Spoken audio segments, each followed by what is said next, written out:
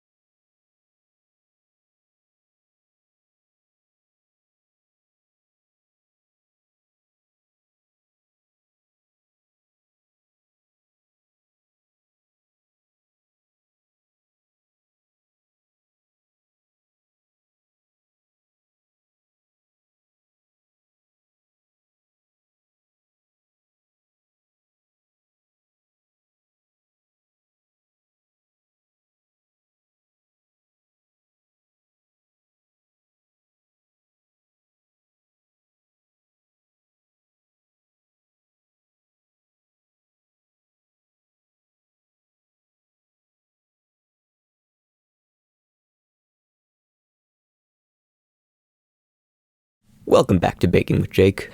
Today we're going to be making a personal favorite of mine, Snickerdoodle Blondies. I should say up front that this isn't my recipe. I got it from a blog called Baked by Rachel. I'll leave a link in the description. The first thing you're going to want to do is preheat your oven to 350 degrees Fahrenheit, or 177 degrees Celsius, or 450 degrees Kelvin. Then we're going to move over to the stand mixer and throw in 1 cup of butter, 1 cup of granulated sugar, and 1 cup of brown sugar. Give that a mix until homogeneous, followed by cracking open 2 eggs. Make sure to try and show off how cool you are by cracking it with one hand, and once you've picked out the shells, add in 1.5 teaspoons of vanilla extract. I'm going to give that another mix before adding in 1/2 teaspoon of salt, 1 teaspoon of baking powder, 1.5 teaspoons of cinnamon, and 2.5 cups of all-purpose flour. Let those ingredients get to know each other one more time, making sure to scrape the sides of the bowl. When that's all combined, pull out a baking pan and grease it with a butter rub. Alternatively, you could use parchment paper, but I like the crust that this gives. Dump the contents of your bowl into the pan, and almost like sculpting with clay, you're going to want to spread the mixture evenly on the surface. Finally, sprinkle on your cinnamon sugar topping. The recipe had measurements for this, but I just eyeballed it. That's going to go in the oven for 25 to 30 minutes, but I like mine a little crispier, so I went for 40 minutes. Allow it to cool before slicing, or just eat it as one big piece. I can't stop you.